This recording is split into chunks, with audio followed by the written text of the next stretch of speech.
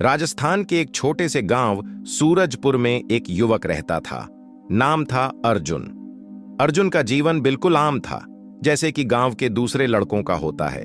लेकिन एक बात जो उसे सबसे अलग करती थी, वो थी उसकी आलस्य की प्रवृत्ति और समय को हल्के में लेने की आदत। उसके पिता, जो स्वयं एक किसान थे, दिन रात खेतों में मेहनत करते और अर्जुन को हमेशा समझाते कि बेटा, समय सबसे कीमती धन होता है, यह लौट कर कभी नहीं आता, इसे बर्बाद करना अपने जीवन को बर्बाद करना है।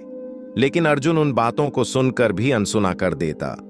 वह सोचता कि अभी तो उम्र पड़ी है, अभी क्यों मेहनत करूं, अभी तो खेलने घूमने फिरने का समय है। वह सुबह देर से उठता, न पढ़ाई करता, न घर के कामों में हाथ बंटाता। दिन भर गांव के नुक्कड़ पर दोस्तों के साथ बैठकर हंसी ठिठोली करता रहता।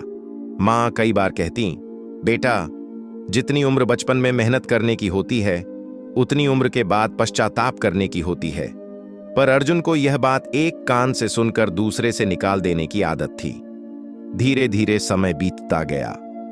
अर्जुन के दोस्त, जिनके साथ वह दिन भर बैठता था, उन्होंने अपने जीवन के लक्ष्य तय कर लिए थे।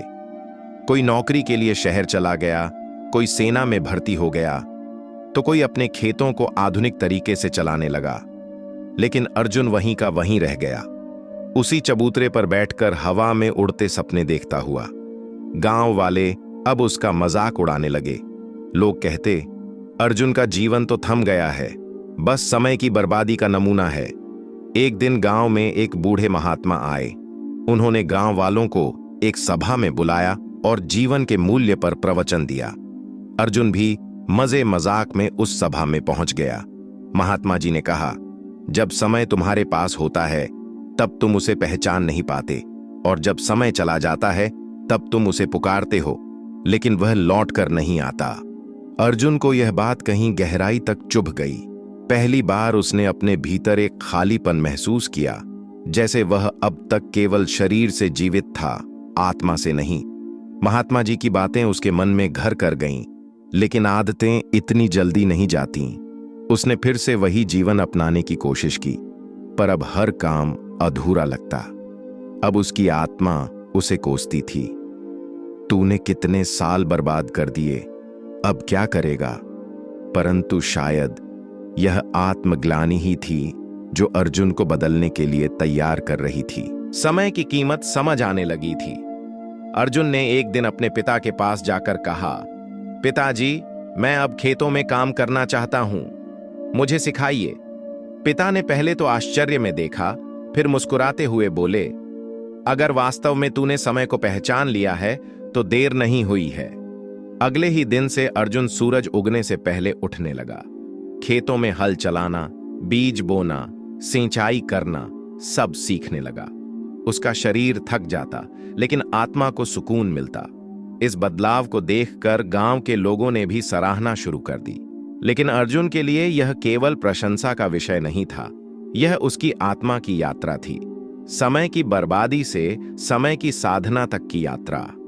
उसने अपने पुराने दोस्तों से मिलना कम कर दिया, केवल वहीं से मिलने जाता जब कोई महत्वपूर्ण चर्चा करनी होती।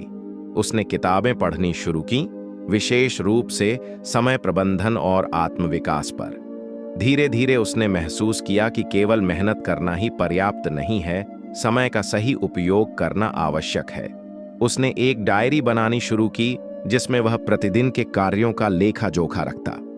कब क्या करना है, कितना समय देना है, किस कार्य को प्राथमिकता देनी है, यह सब उसने योजनाबद्ध करना शुरू कर दिया। अर्जुन का जीवन एक बार फिर आकार लेने लगा, लेकिन अब वह खाली आकृति नहीं था, उसमें उद्देश्य और गहराई थी। कुछ वर्षों बाद अर्जुन ने गांव के युवाओं के लिए एक समय जागरूकता केंद्र खोला। वहां वह उन्हें समय की महत्ता, अनुशासन, आत्मनिर्भरता और श्रम की शिक्षा देता था। गांव के कई युवा जो पहले की तरह भटक रहे थे, अब अर्जुन से प्रेरणा लेने लगे। उसके पिता ने एक दिन उसे गले लगाकर कहा, बेटा, आज तूने यह सिद्ध कर दिया कि समय चाहे जितना भी व्यतीत हो जाए, यदि व्यक्ति उसका मूल्य समझ ले तो पुनः जीवन को संवार सकता है। अर्जुन ने न केवल अपना जीवन बदला, बल्कि सैकड़ों युवाओं की दिशा भी बदल दी। गांव का वह लड़का जिसे कभी समय का दुश्मन कहा जाता था, अब समय का साधक बन चुका था। पर अब भी यह शुरुआत थी।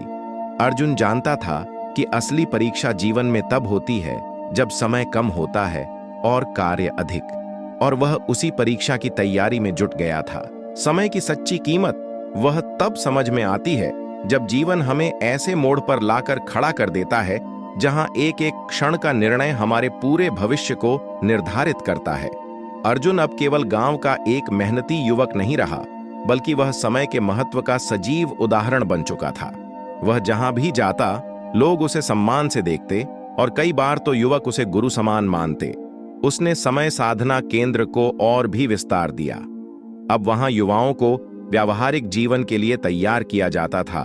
खेती, तकनीकी शिक्षा, नैतिक मूल्य और सबसे जरूरी समय प्रबंधन। इस बीच अर्जुन ने क्षण मूल्य जीवन नाम की एक पुस्तक भी लिखी, जो पूरे राज्य में लोकप्रिय हुई। उसे कई मंचों पर बुलाया गया, रेडियो और टीवी पर उसके विचार सुनाए गए। उसने कभी यह सब पाने की कल्पना भी नहीं की थी, पर उसे यह मालूम था कि यह सब उसी समय का आशीर्वाद है जिसे उसने पहले खोया और बाद में साधा। पर जैसे जैसे उसकी प्रसिद्धि बढ़ी, जीवन ने उसे एक और परीक्षा के लिए तैयार करना शुरू कर दिया। एक बहुत ही निजी, भावुक और कठिन परीक्षा। एक रात उसके पिता की तबीयत अचानक बिगड़ गई। अर्जुन उन्हें लेकर तुरंत शहर के अस्पताल पहुंचा, लेकिन डॉक्टरों ने कहा कि समय बहुत कम है। यह सुनते ही अर्जुन की आंखों में आंसू आ गए। वह व्यक्ति जिसने उसे समय का अर्थ समझाया था, अब स्वयं समय के अंतिम चरण में था। पिता ने कांपते हाथों से अर्जुन को बुलाया और कहा, बेटा, समय का ज्ञान केवल पढ़ाने की चीज नहीं, जीने की चीज है। तूने जो सीखा उसे हर हृदय तक पहुंचाना, यही मेरा आशीर्वाद है। उनके अंतिम शब्द अर्जुन के सीने में अमिट बनकर बस गए। जैसे कोई दीपक बुझने से पहले संपूर्ण प्रकाश दे देता है, वैसे ही उनके ये शब्द अर्जुन के जीवन का अगला मार्गदर्शन बन गए। पिता का निधन अर्जुन के लिए दुखद था, लेकिन उन्होंने जाते जाते उसे जीवन की सर्वोच्च सीख दी कि समय का सम्मान केवल कर्म में नहीं, प्रेम और संबंधों में भी होना चाहिए। अर्जुन को अब यह भी समझ में आया कि समय केवल व्यावसायिक या शैक्षणिक विषय नहीं, बल्कि एक आध्यात्मिक तत्व है। पिता के जाने के बाद अर्जुन ने अपने मिशन को और विस्तार दिया। उसने अपनी पुस्तक का दूसरा संस्करण निकाला, जिसमें उसने जीवन की भावनात्मक परतों को भी जोड़ा। वह अब लोगों को केवल समय का प्रबंधन नहीं, समय के साथ जीने की कला सिखाता था। वह कहता, समय केवल घड़ी की सुई नहीं है, यह जीवन की सांस है जो हर क्षण जा रही है और वापस नहीं आती। समय के साथ अर्जुन की उम्र बढ़ रही थी, लेकिन उसका उत्साह और उद्देश्य और भी प्रबल हो चुका था। अब वह अपने जीवन को सेवा का समय कहता था। उसने अपने गांव सूरजपुर को एक आदर्श ग्राम के रूप में बदल दिया। हर घर में एक घड़ी नहीं, बल्कि एक दैनिक दिनचर्या का बोर्ड होता था।